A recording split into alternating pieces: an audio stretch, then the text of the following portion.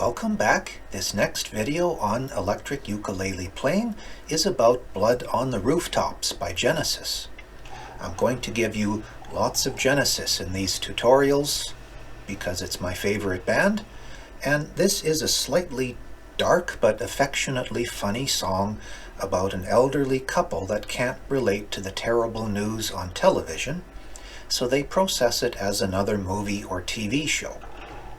The chord changes come fast here, and we need to move our left fingers quickly, or right, bearing in mind that so long as the 1-4-2-3 roll is steady, it's okay if you're a bit late in switching.